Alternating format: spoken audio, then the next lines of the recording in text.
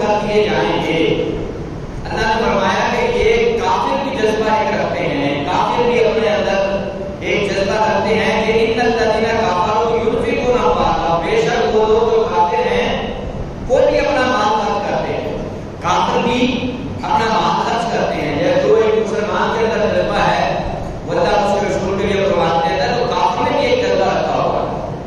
وہ بھی مال خرچ کرتا ہے، لیکن اس کا مال کس لیے خرچ ہوتا ہے؟ لِيَصُدُّوا عَن سَبِيلِ اللَّهِ،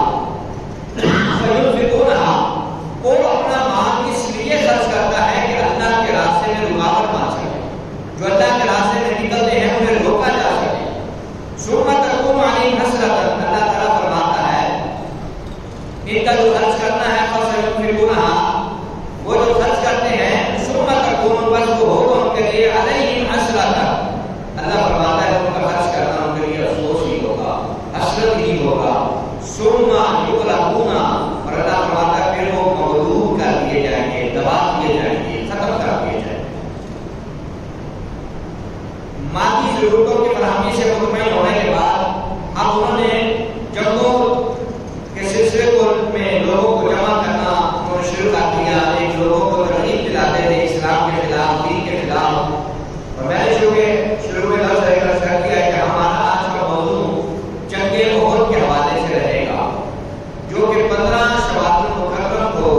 رسول پاک صلی اللہ علیہ وسلم اپنے غلاموں کے ساتھ دشمن اسلام کے ساتھ لڑے، جو کہ اسلام کی دوسری جنگ تھی۔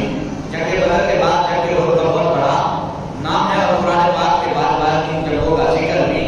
غزوات کا ذکر بھی اللہ تبارک و تعالیٰ نے ارشاد فرمایا ہے، جس میں سے میں نے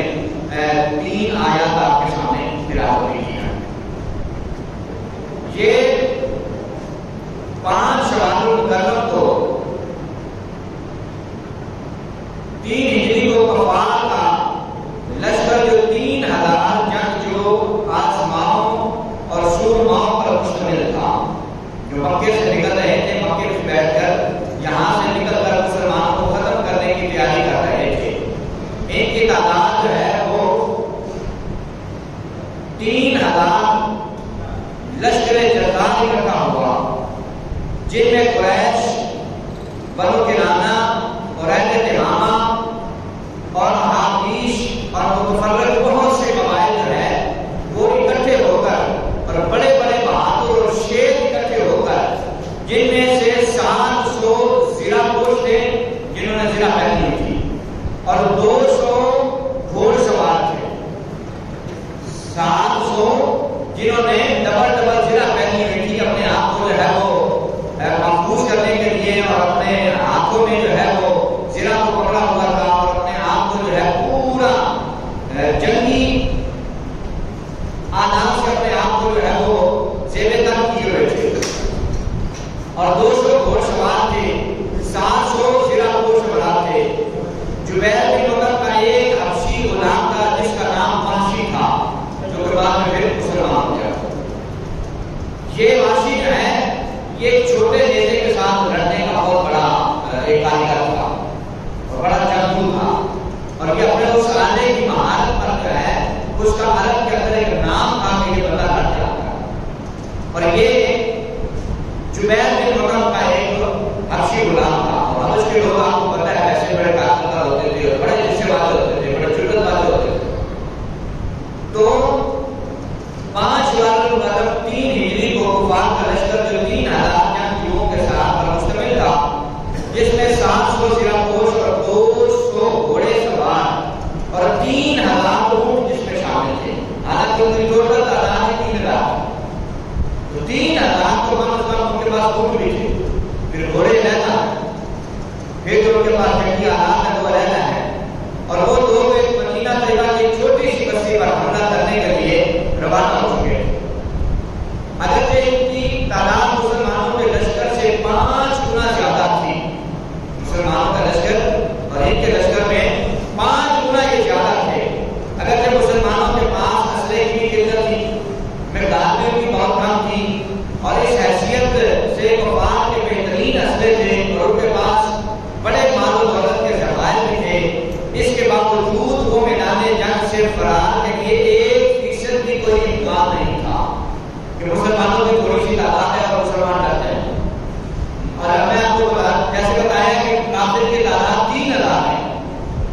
ان کے ایک ایک فرض سے بڑھ کر سواریاں ہیں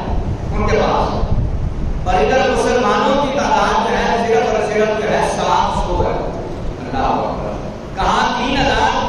اور کہاں 700. جب نکلے تو یہ بھی آداب تھے, جب نکلے جنگ کے لیے تو ان کی تعداد 3000 میں تھی, لیکن انہوں نے رئیس المنافقین عبداللہ بن ابی منافقوں کا سردار جو یہودیوں کی سوچ اور فکر رکھنے والا تھا, یہ بھی اپنے جو ہے 300 افراد کے ساتھ نکلا. بعد روایتوں میں 500 بھی بتایا گیا, 300 لگا دیتے ہیں. 300 افراد کو لے کر وہ رئیس المنافقین منافقوں کا سردار جب ساتھ نکلا,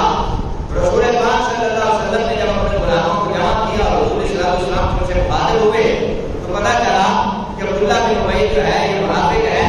اور 3 یا 500 بندے کو ساتھ لے کر آ رہا ہے. حضور صلی اللہ علیہ وسلم نے فرمایا یہ مشرک ہیں اور مشرکوں کے مقابلے میں ہمیں مشرکوں کی ضرورت نہیں ہے. کیا بات ہے, فرمایا یہ بھی منافق ہے, یہ بھی مشرک ہے. ہم مشرکوں کے خلاف نکلے ہیں تو ہم مشرکوں کا کیوں ساتھ لیں. فرمایا تو واقعی نہیں. حالات میں سے اب 300 نکل گئے, باقی کتنے رہ گئے, 700 برابر ہے. تو 700 کا قافلہ نبی رحمت صلی اللہ علیہ وسلم جو ہے آپ نے اپنے قافلے کی اپنے غلاموں کو کیا کیا. اب ان کے قافلے میں سے انہوں نے ایک طریقہ اختیار کیا کہ اگر ہم اپنے ساتھیوں کو لے کر نکلے تو اپنی خاص عورتوں کو بھی ساتھ لے کر نکلے. جو بڑے بڑے سرداروں کی بڑی بڑی مشہور ذات کی عورتیں تھیں ان کو ساتھ لے کر نکلے. پھر ساتھ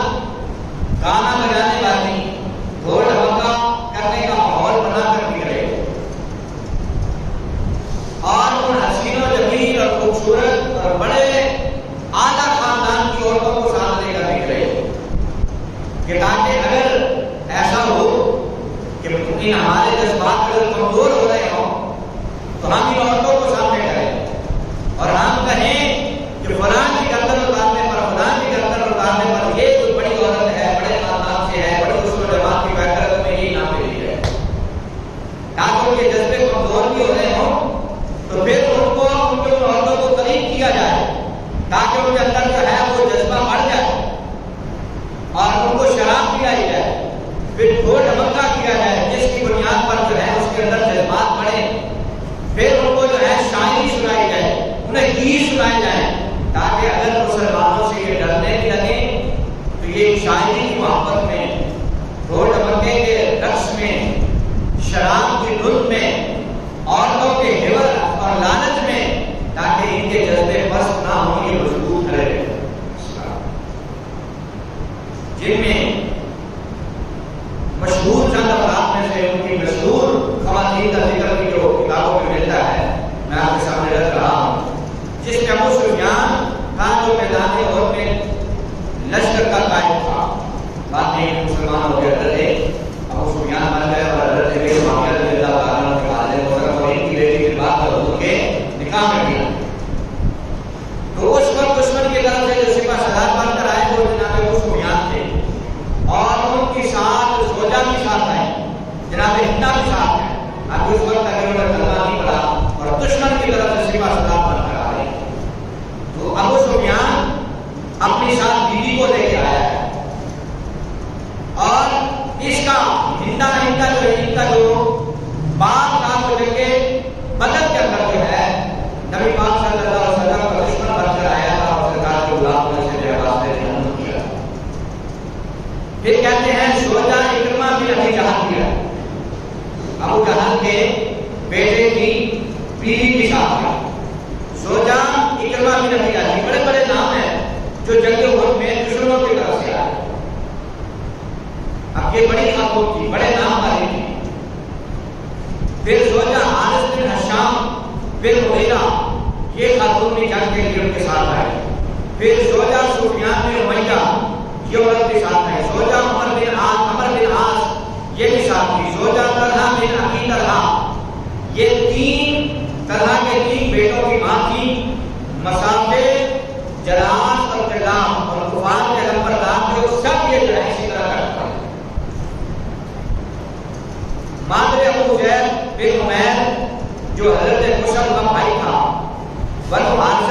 खातून ये भी साथ शामिल हुए, यानी कि वो बड़े बड़े जहां पर उनके बड़े बड़े जंगजू आए वहां पर उनके साथ बड़ी बड़ी खवातीन भी आई, ताकि जो है इनको जुर्रत दान देती रहे, गैरत दान देती रहे और नफसानी हाज की तरफ इनकी तवज्जो दिलाती रहे। और ये दफे बजा रही थी और अपने मकबूलों के मरसिए गा रही थी और खूब जो है वो चिल्ला चिल्ला कर अपनी तरफ के जो फौजी थे उन्हें करवा रही थी। सोचा अबू सुफियान इन्होंने वाशी बिन हर्ब को बुलाया और वाशी को बुलवाकर उसे कहा कि तूने मशहूर है, ताकतवर है, नेजा चलाना जानता है, तलवार चलाना जानता है, तो जो जितना बहादुर या जितना बड़ा नाम होता था तो वो इतना उनके करीब जाकर उसे जोश दिलाती थी और कहती थी कि मुसलमानों से तुम भी शिफा में आ जाओ, हम भी शिफा में आ जाए। मतलब क्या है कि मुसलमानों से हम भी बच जाए और तुम भी बच जाओ। ये इनका नाम जो है वो खत्म कर दिया जाए। लश्कर कुफार में एक और अंसर ये भी था कि बास वो लोग भी शामिल थे कि जो इब्तिदान रसूल पाक का जिक्र करते रहे, लेकिन जब हुजूर आ गए तो फिर उस वक्त वो खामोश। उनमें अबू आमिर राहिब के फासिक आदमी है और ये भी अपने 50 हवारियों समेत अबू सुफियान के लश्कर में शामिल था। अबू आमिर ये वो राहिब है कि जिसने पूरे मक्के में धूम मचा रखी थी कि लोगों आखिर नबी मोहम्मद आने वाले। आपने उनके शाम का वाक़या पढ़ा ना, जनाब अबू तालिब जो है हुजूर को साथ लेकर उनके शाम में जाकर के गए, तो ये शाही वहां पर मिले। इन्होंने कहा था कि ये जो छोटा बच्चा है ये बड़ा होकर जो है मोहम्मद रसूलुल्लाह का नाम लिए और उसने खिदमत भी की और मोहब्बतों के इजहार भी किए और मक्के के सरजमीन पर, मदीने की सरजमीन पर वो इंतजार करते थे रसूल पाक सल्लल्लाहु अलैहि वसल्लम। और ये खुशखबरियां सुनाता था अबू आमिर कि वो नबी आने वाले हैं, वो नबी आने वाले हैं और लोगों को गर्विदा कर रखा था, लोगों को हुजूर का दीवाना कर रखा था, आने वाले हैं। लेकिन जब रसूल पाक सल्लल्लाहु अलैहि वसल्लम आ गए और जब लोगों का शौक हुजूर की तरफ बढ़ना शुरू हो गया, इसकी अना में इसकी चिल्लाहट जाती थी, इसका नाम जाता था, इसे हुजूर का कलमा पढ़ना पड़ता था, इसे गुलामी में आना पड़ता था। लिहाजा हुजूर की मोहब्बत छोड़कर इसने जो है कुफर को जो है कबूल कर। हालांकि इलाके सारे में लोगों को बताने वाला था कि मोहम्मद आ गया, लेकिन जब रसूल पाक सल्लल्लाहु अलैहि वसल्लम आए और हुजूर सल्लल्लाहु अलैहि वसल्लम ने मदीना शरीफ की बस्ती को जब आबाद करना शुरू किया तो अबू आमिर के मदीना की बस्ती में रहता था, लेकिन इसने हुजूर से दुश्मनी की और कहा जहां के हालात बिगड़ते जाते हैं, मुसलमान ताकत पकड़ रहे हैं, तो लिहाजा यहाँ से निकल जाओ। फिर वो यहाँ से निकल कर मक्के चला गया और मक्के जाकर फिर इसने जो है मक्के जाकर जो है फिर दुश्मनों के साथ मिल गया और अबू सुफियान के साथ मिलकर जो है इसने मुसलमानों के साथ है जाती की। और दूसरा मैंने आपको बताया अब्दुल्ला बिन उबई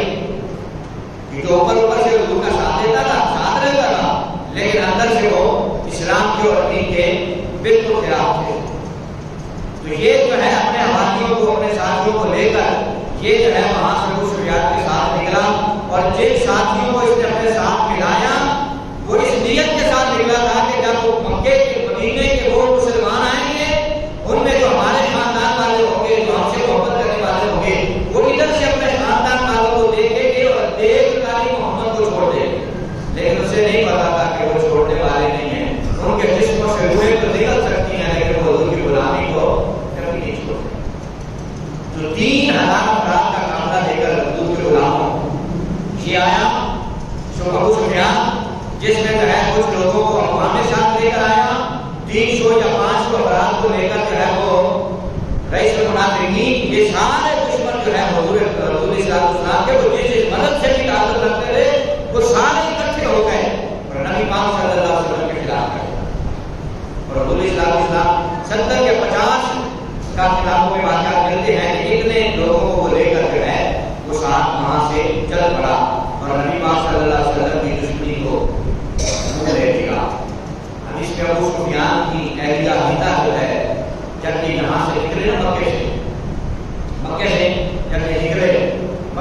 گزرتے ہوئے کچھ فاصلے پر جب مدینہ کے قریب پہنچے تو وہاں ایک واقعے مقام ابوا ہے. آپ جانتے ہیں جو حاجی گئے ہیں اور جو حضور کے والدین سے عشق اور محبت کرتے ہیں تو وہ اس مقام پر بھی ضرور جاتے ہیں. بہت اونچی پہاڑی ہے جس پہاڑی پر نبی پاک صلی اللہ علیہ وسلم کی والدہ کی قبر ہے. بزرگوں کے لیے تو مشکل ہو جاتا ہے, میں کیسے کیا کرتا ہے نہیں وہاں دے سے وہاں اللہ سب کو وہ پیار دکھائے. حضرت عامر پر بہت بڑی قبر نہیں ہے حضور کی والدہ, بس ایسے ہی چند پتھر رکھے ہیں جیسے جنت میں ہوتی ہے. ایک دو وہاں مسلے پڑے ہیں جاتے ہیں ان کے سارے جواب دیں وہاں پر کافی زیادہ. تو یہ جو کافروں کا جب لشکر مقام ابوا تک پہنچانا, تو مقام ابوا پر جب یہ پہنچے تو یہاں ہندا نے ایک مشورہ دیا. ہندا مشورہ دیتی ہے جو روس بیان کی بیوی ہے, بعد میں دونوں مسلمان ہو گئے. ہندا نے مشورہ دیا کہ اگر ایسا نہ ہو کہ ہم مسلمانوں کے ساتھ لڑیں, ہمارا مقابلہ ہو اور مقابلے میں ہمارے کچھ لوگ ہو سکتا ہے قیدی بن جائیں, کیونکہ ایک اصول ہوتا تھا جو پکڑے جاتے تھے انہیں قیدی بنا دیا جاتا تھا. ہندا نے مشورہ دیا کہ ایسا کرتے ہیں ہم گزرتے ہوئے مقام ابوا پر آتے ہیں جہاں کھڑے. ہندا نے مشورہ دیا جہاں محمد صلی اللہ علیہ وسلم کی والدہ کی قبر ہے, تو کیوں نہ اب اسلام سے دشمنی دیکھے گی. کہتے ہیں کیوں نہ ایسا کیا جائے کہ محمد کی ماں کی قبر کو شہید کر دیا جائے اور قبر میں سے ان کا جسم اقدس نکال دیا جائے اور ان کا جسم نکال کے حضرت آمنہ کا جسم نکال دیا جائے اور اس جسم کو نکال کر جو ہے اپنے پاس محفوظ کر دیا جائے. اور کیا کیا کہ اگر وہاں پر ہمارے کچھ لوگ قیدی ہو جائیں, پکڑے جائیں, تو استغفر اللہ العظیم کیا کیا کہ پھر ہمیں مال و دولت نہیں دینا پڑے گا. محمد کو اپنی ماں سے بڑی محبت ہے. اب ہمارے تو وہ الفاظ منہ سے نکلتے ہوئے بھی گھبراتے ہیں, ہم کہنے لگے کہ محمد کی ماں کا ایک ایک حصہ کاٹیں گے, انگلیاں کاٹیں گے, بازو کاٹیں گے, پورا ہاتھ کاٹیں گے, جسم کے حصے کاٹ کاٹ کر جو ہے ایک ایک بندہ اپنا آزاد کروائیں, اپنے پیسوں کو بھی بچائیں. محمد کے غلام ان کی ماں سے بڑی محبت کرتے ہیں. کہا کہ راستے میں ان کی والدہ کی قبر کو شہید کیا جائے اور اس کو نکال کر جسم کو ساتھ لیا جائے, اور جب ضرورت پڑنے پر ان کے جسم کے ٹکڑے کاٹ کاٹ کر جو ہے اپنے غلام کو. جب اسلام کے ساتھ اور دین کے ساتھ انسان دشمنی رہتا ہے تو پھر ایسی آپ کے بعد انسان کو بدل نہیں چاہتا.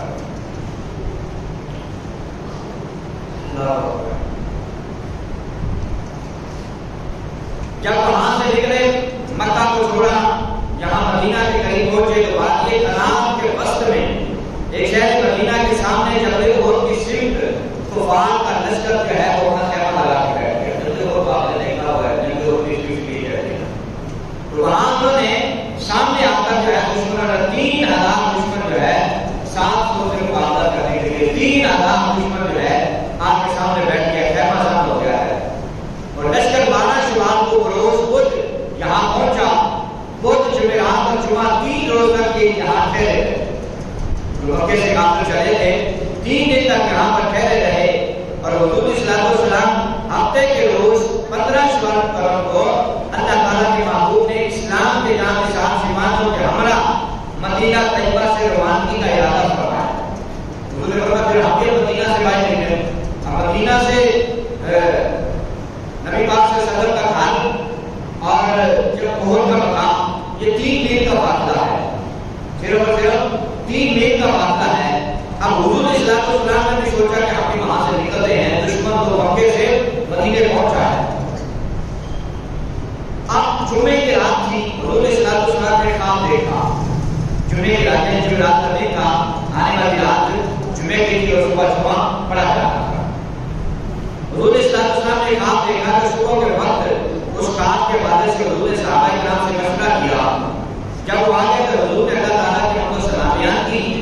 اور آپ نے وہ کا آغاز فرمایا کہ آپ نے خواب بیان فرمایا کہ میں نے خواب دیکھا ہے, اللہ تبارک و تعالیٰ بہتر فرمائے گا. میں نے ایک گائے کو دیکھا کہ جس کو ذبح کیا جا رہا ہے. یہ آپ کو جگہ بدر کا جگہ اور کا سے منظر رس کر رہا. جب موضوع ایک ہی جمعے میں ختم نہیں ہوگا تو انشاءاللہ کوشش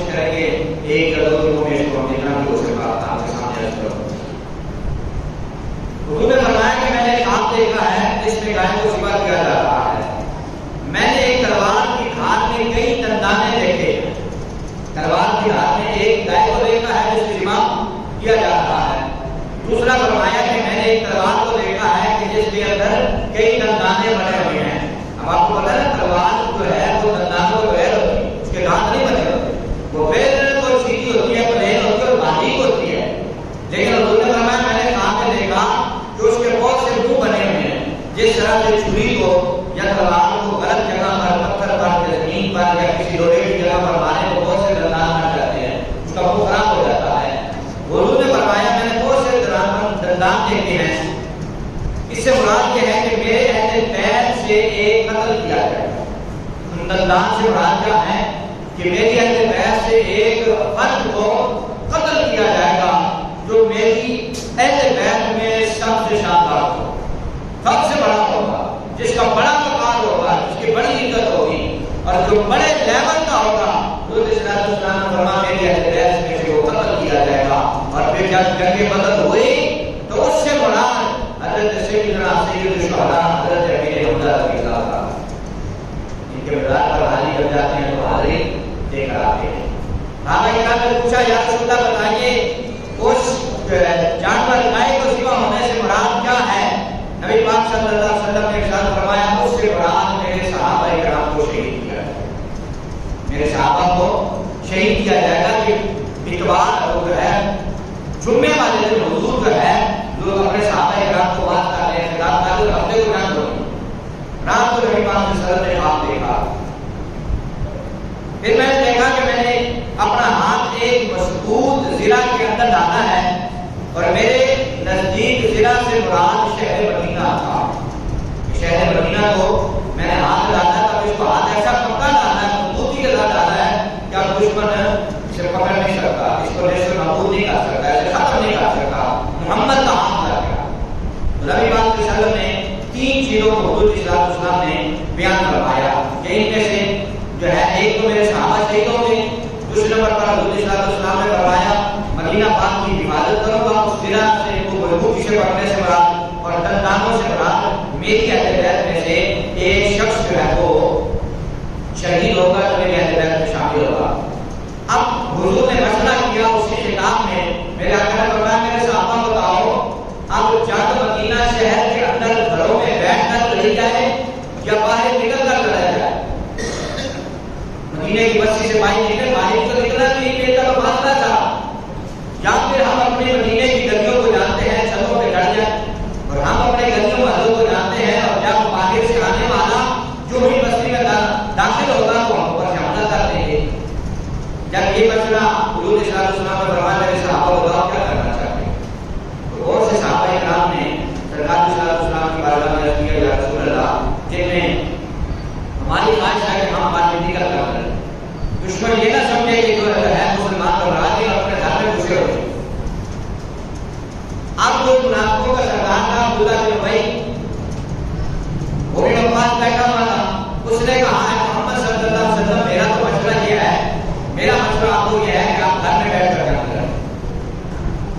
اور اس نے اپنی ساری باتیں مطمئن کرنا چاہا تو پھر سرکار صلی اللہ علیہ وسلم کے بھی صحابہ کھڑے ہو گئے. سرکار صلی اللہ علیہ وسلم جانتے تھے کہ یہ منافق ہے. پھر سرکار صلی اللہ علیہ وسلم کے صحابہ کھڑے ہوئے جن میں حضرت حمزہ رضی اللہ تعالیٰ عنہ یہ جو حضور کے چچا تھے, پھر حضرت سعد بن عبادہ رضی اللہ تعالیٰ عنہ, حضرت نعمان بن مالک اور دیگر چند انصار کے صحابہ نے حضور کی بارگاہ میں عرض کیا کہ یا رسول اللہ صلی اللہ علیہ وسلم آج تو ہماری تعداد 1000 ہے, ہم تو اس دن بھی باہر نکل آئے تھے جب ہماری تعداد صرف 313 تھی. اللہ اکبر, وہ جگہ بدل کا یاد کروایا, کہا یا رسول اللہ آج تو ہم 1000 کی تعداد میں ہیں, وہ 300 بھی منافق ساتھ بیٹھے تھے نا, عبداللہ بن ابی کے ساتھ بیٹھا تھا, مشورے دے رہا تھا. تو کہا ہم تو اس وقت بھی ہم گھر نہیں بیٹھے تھے جب صرف 313 تھے, تو آج تو ہم 1000 کی تعداد میں, آج ہم گھر کیسے بیٹھے رہے. اور سرکار صلی اللہ علیہ وسلم نے اپنے صحابہ کی باتوں کو سنا. حضرت امیر حمزہ نے کیا کیا, عرض کرتے ہیں, وہ عربی کے الفاظ میں آپ کو ترجمہ کر دیتا ہوں. کہا اس ذات کی قسم جس کے قبضہ قدرت میں میری جان ہے اور جس نے آپ کے سینہ اطہر پر یہ کتاب اتاری ہے قرآن, اور آج اس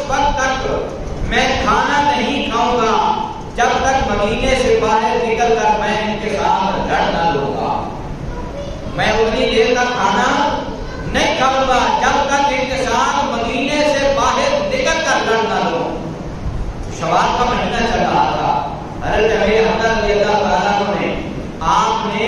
جمعے کے دن بھی روزہ رکھا ہوا تھا، جمعرات کو بھی روزہ رکھا ہوا تھا، اور ہفتے کو بھی روزے کی حالت میں آپ نے جانے شہادت۔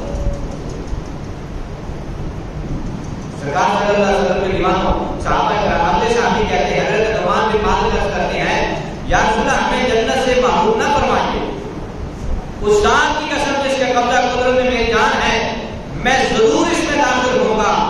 اور حضور نے پوچھا کیوں؟ عرض کیا کیونکہ میں اللہ اور اس کے محبوب سے محبت رکھتا ہوں اور میدان جنگ سے بھاگتا نہیں ہوں۔ حضور نے فرمایا تم نے سچ کہا ہے، اور وہ سرکار کا غلام بھی اس دن جنگ کے اندر شہادت کا جام پی گئے۔ اپنے سرکار صلی اللہ علیہ وسلم کے دیوانوں، میرے نبی آقا صلی اللہ علیہ وسلم آج بڑے بڑے پیچھے بیٹھے رہتے ہیں، چھوٹے چھوٹوں کو آگے لگا دیتے ہیں بیچاروں کو، اور خود جو ہے اپنی جو ہے ملے کی نیند سو رہے ہوتے ہیں، ہوش ہی نہیں ہوتی کہ ہمارے نیچے کام کرنے والے کام کر کیا رہے ہیں، وہ کیا رہا ہے۔ اور آج اگر اس موضوع کو چھیڑ دیا جائے تو پھر آپ کو پتا ہے جو پاکستان کے حالات ہیں اس سمے امان والا چیز، حکمران کیا کر رہے ہیں، اگلے کیا کر رہے ہیں، پچھلے کیا کر رہے ہیں، اور ہماری عوام کیا کر رہی ہے۔ اللہ تبارک و تعالیٰ یہ تو اسلام کے خوبصورت سپاہی تھے، ان کی بدولت اللہ تعالیٰ ان کے وسیلے سے ان کے پاکستان کی حفاظت کرا، اور ان بڑوں کو بھی جو ہے سب کو حیات کر کر بڑھا۔ نبی پاک صلی اللہ علیہ وسلم نے جنگ کے لیے جب تیاری کی، حضرت ابوبکر صدیق اور حضرت فاروق اعظم رضی اللہ تعالیٰ عنہ کی معیت میں یہ دونوں سرکار کی بارگاہ میں حضور کے خاصانہ اقدس میں تشریف لے گئے، حضور کے گھر تشریف لے گئے۔ حضور دیکھیں ابھی صحابہ کی تیاری نہیں ہے، میرے آقا جان کی پہلے تیاری کر رہے ہیں، حضور خود اپنے خاصانہ اقدس میں تیاری کر رہے ہیں۔ ان دونوں نے یاران وفا و شعار میں اپنے آقا کو جنگی لباس خود اپنے ہاتھوں سے پہنایا۔ ابو بکر حضور کو جنگی لباس پہنا رہے، عمر حضور صلی اللہ علیہ وسلم کو تیار کر رہے۔ اب دیکھیں کائنات کا باقی دور خدا پڑ رہا ہے، جنگ کے لیے تیاری کر رہا ہے، اور ہمارے حالات دیکھیے ہمارے یہاں کیا ہوتا ہے۔ پھر معاملہ تو یہ ہے نا کہ وہاں 3000 بھی ہو تو 700 بھاری ہو جاتے ہیں، وہاں 1000 بھی ہو تو 313 بھاری ہو جاتے ہیں۔ نبی پاک صلی اللہ علیہ وسلم نے سرکار اسلام اسلام کو اپنے ہاتھوں سے آقا اسلام اسلام کو جنگی لباس دونوں صحابیوں نے پہنایا۔ سرکار اسلام اسلام نے امامہ مبارک اپنے سر پر باندھا، پھر حضور اسلام اسلام نے باہر جتنے بھی لوگ کھڑے تھے ان کے سرکار اسلام اسلام ان کے شب حضور اسلام اسلام نے درست کروائی، اور سرکار اسلام اسلام باہر تشریف لائے، اور نبی پاک صلی اللہ علیہ وسلم کو صحابہ کرام نے بڑی خوبصورتی کے ساتھ سرکار اسلام اسلام کو تیار کیا، اور جب حضور اسلام اسلام جنگ کا سامان پہن کر باہر تشریف آئے نا تو بہت سے صحابہ کرام کی آنکھوں میں آنسو آ گئے۔ کہا یا رسول اللہ آپ کو کس بات کی ضرورت ہے کہ آپ تیاری کر رہے ہیں، ہم ہیں نہیں آپ کے لیے، ہم حاضر ہیں یا رسول اللہ،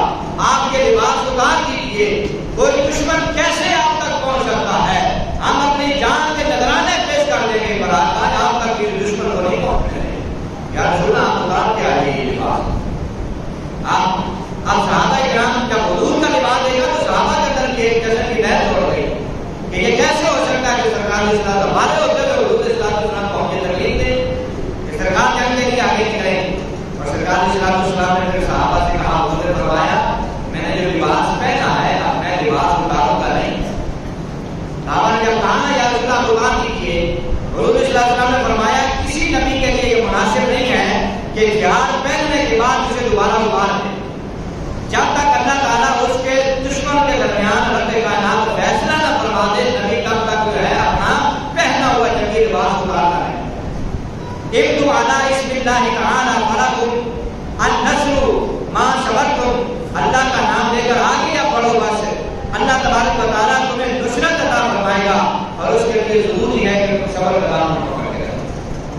صبر کا دامن ہاتھ سے نہ جانے دینا۔ رب کائنات تمہیں جو ہے عزت عطا فرمائے گا، خالق کائنات تمہیں برکتوں اور عزتوں سے نوازے گا۔ اور سرکار اسلام نے جب صحابہ کرام کو جمع کیا نا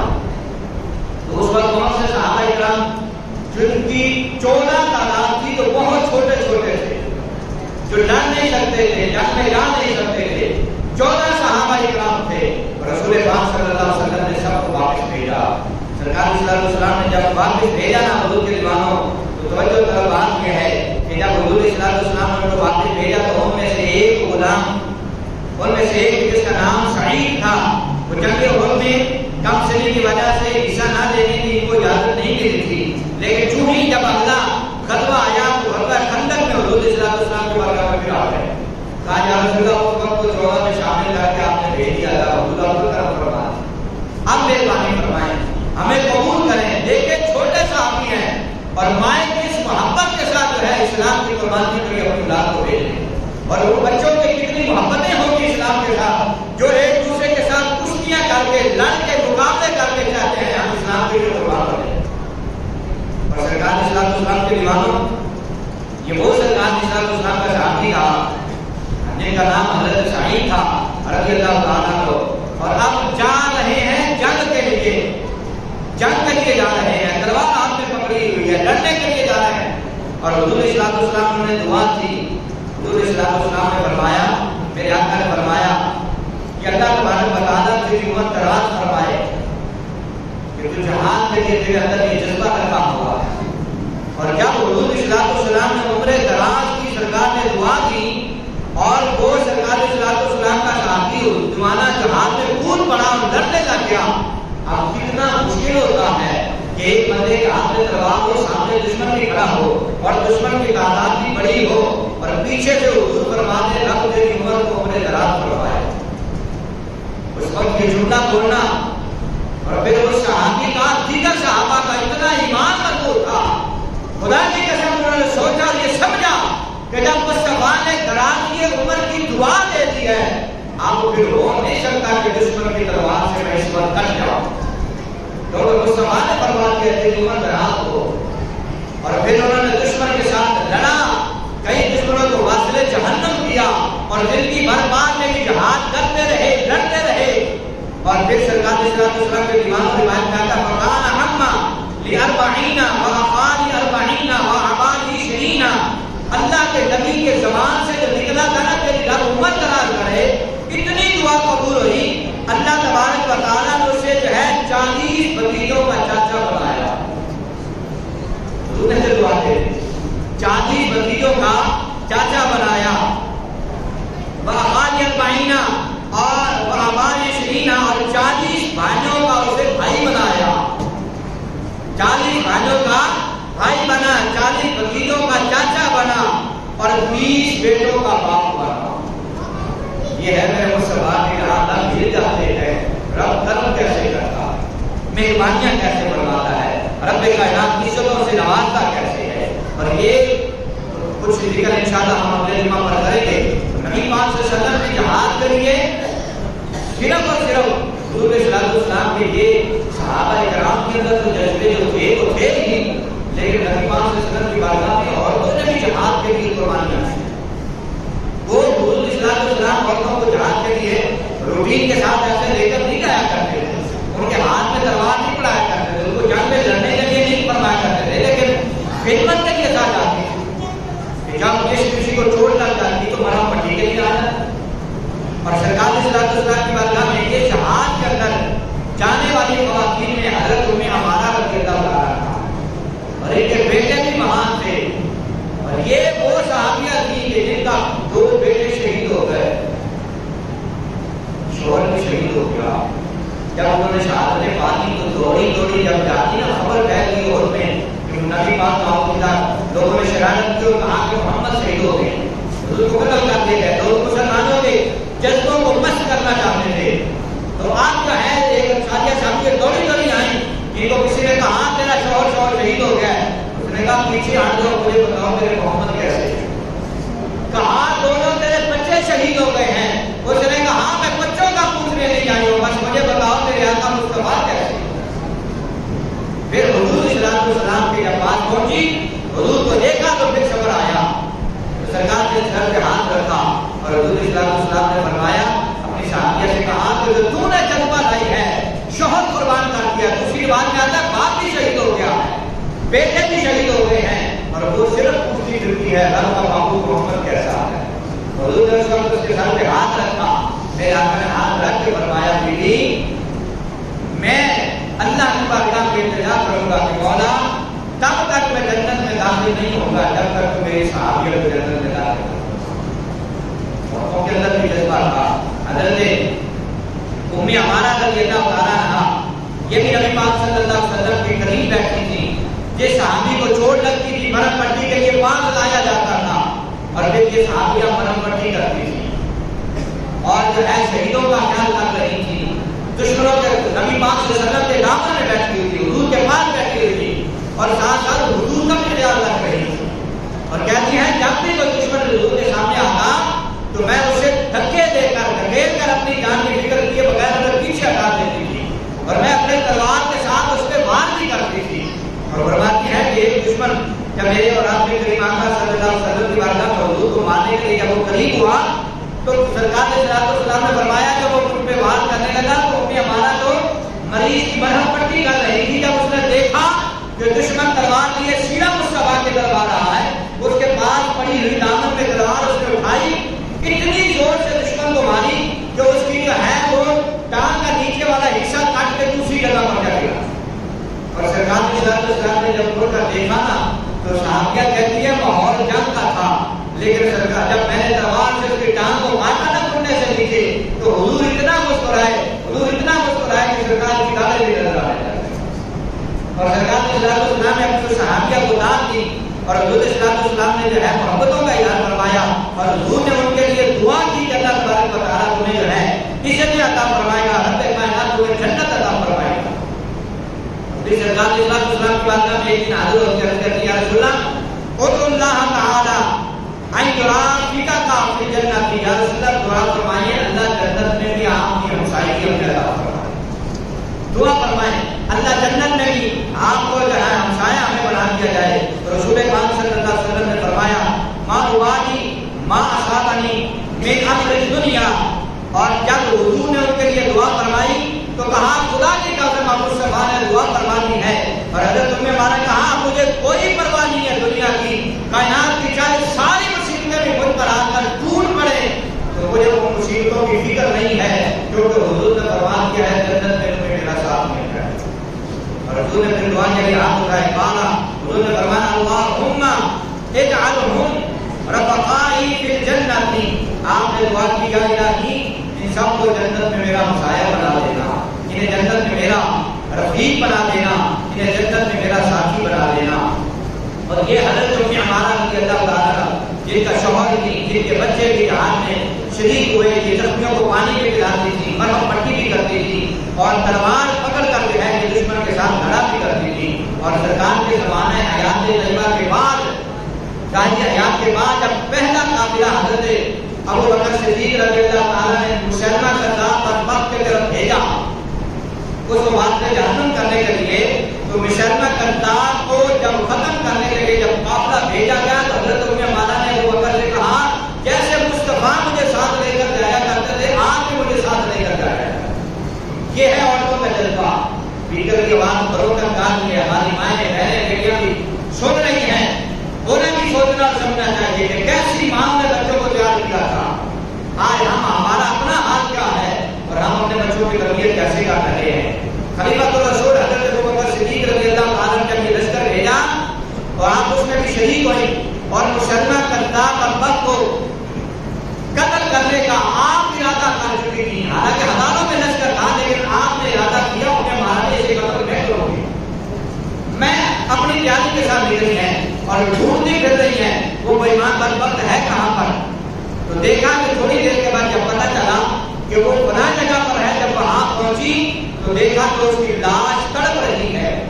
اس کو کسی نے قتل کر دیا ہے، اس کو واسطے جہنم کی جانی میں ہے، جہنم میں ڈالا جانے لگا، تڑپ رہا ہے اور جو ہے زمین پر پھڑک رہا ہے۔ اور اس وقت جب دیکھا اور دیکھ کر آپ نے سوچا کہ یہ تو مجھ سے پہلے کسی نے حملہ کر دیا ہے، اور ساتھ ہی آپ نے جب قافلے کی طرف نظر اٹھائی اور نظر اٹھا کر جب آپ نے دیکھا تو عبداللہ بن زید جو حضرت ام عمارہ کا بیٹا تھا، ام عمارہ کا بیٹا دیکھا کہ بیٹا تلوار کو صاف کر رہا، اپنی تلوار کو صاف کر رہا ہے، باقی ماں گئی اور ماں کہتی ہے بیٹا عبداللہ یہ مسلمان کرتا بدبخت تو تمہیں مارا ہے؟ کہا اما جان ہاں میں نے مارا ہے. رب کی بارگاہ میں شکر کے سجدے میں پڑ گئی. فسجدت للہ شکرا، اللہ کی بارگاہ میں رب کی بارگاہ میں شکر کا سجدہ کیا. کہا مولا تیرا شکر ہے، اگر میرے ہاتھ سے بچ گیا ہے تو میرے بیٹے کے ہاتھ سے ختم ہو گیا. یہ جذبہ تھا اسلام کے لیے، ان ماؤں کا، ہماری بہنوں کا، ہماری بیٹیوں کا یہ جذبہ اسلام تھا. اور پھر حضرت عمر فاروق رضی اللہ تعالیٰ کے زمانہ میں بڑی خوبصورت، بڑی شاندار اور بڑی اعلیٰ چادریں تحائف پیش کیے گئے جو کہ دوسرے ملکوں سے آئے. تو اس وقت حضرت فاروق اعظم کا دور تھا، حضرت عمر فاروق کا دور تھا رضی اللہ تعالیٰ کو. تو وہاں سے بڑی ایک قیمتی اور خوبصورت چادر آئی. جب وہ چادر آئی تو حضرت فاروق اعظم سے کسی نے مشورہ دیا کہ یہ جو حسین چادر خوبصورت ہے اور بڑی مہنگی ہے، اعلیٰ ترین چادر ہے، کہ آپ ایسا کریں نا اپنے بیٹے عبداللہ بن عمر کی کہہ دیا حضرت صفیہ کو دے دی جائے، کہ شہزادے کا بیٹا ہے، امیر المومنین ہے، تو ان کی بہو کو یہ چادر دے دی جائے. اور یہ سادہ صحابی تھی، غریب صحابی کی حضرت میں ہمارا نبی پاک صلی اللہ علیہ وسلم کے دیوانوں، آپ جب حضرت عمر کے بعد وہ خوبصورت رانا کو آیا اپنے گھر نہیں رکھا. لوگوں نے کہا اپنی بہو کو دے دو، عبداللہ بن عمر کی اہلیہ صفیہ کو دے دو، لیکن آپ نے فرمایا نہیں نہیں نہیں. آپ نے فرمایا پھر کس کو دینی ہے؟ آپ نے فرمایا تھوڑے طور پہ روپیہ ہمارا کو بلایا جائے. اس غریب عورت کو بلایا گیا اور جس کے 10 بجے سے محمد کے دین پر قربان ہو گئے. اور ختم نبوت کا پہلا عاشق جو نبی پاک صلی اللہ علیہ وسلم کے زمانے میں کسی مسلمان بدبخت کی کچہری میں اسے شہید کیا گیا تھا، سب سے پہلا ختم نبوت کا عاشق جس کا نام حضرت حبیب بن زید تھا، اور یہ عبداللہ بن زید ہے. حبیب بن زید کو سب سے پہلا جو عاشق ختم نبوت پر قربان ہوا تھا وہ بھی حضرت عمارہ کا بیٹا بھی تھا، وہ بھی حضرت عمارہ کا بیٹا تھا، جو مصطفیٰ کی ختم نبوت پر سب سے پہلے جان دینے والا تھا. اور حضرت عمارہ کو بلوایا گیا. امیر المومنین نے فرمایا ہماری نظر میں بڑی وہ خاتون ہے جس نے سرکار کے دین سے محبت بڑی کی. اور آپ نے اس غریب خاتون کو، اس صحابیہ کو بلایا اور بلا کر جو ہے آپ نے وہ چادر جو ہے انہیں عنایت فرمائی. اور آپ نے فرمایا میرے مصطفیٰ کی آپ سے محبت کرتے رہے ہیں، ہم بھی آپ سے محبت کرتے ہیں. تو لہٰذا حضور کی غلاموں بات اس پر ختم کرتے ہیں. یہ سمجھیں کہ ہم نے یہ واقعہ پیچھے آغاز سے لے کر میدان جنگ تک آئے ہیں. میدان جنگ کا عالم مطلب انشاءاللہ اللہ نے زندگی اور توفیق دی تو تمہیں برس کریں گے. اللہ کی بارگاہ میں دعا کرتے ہیں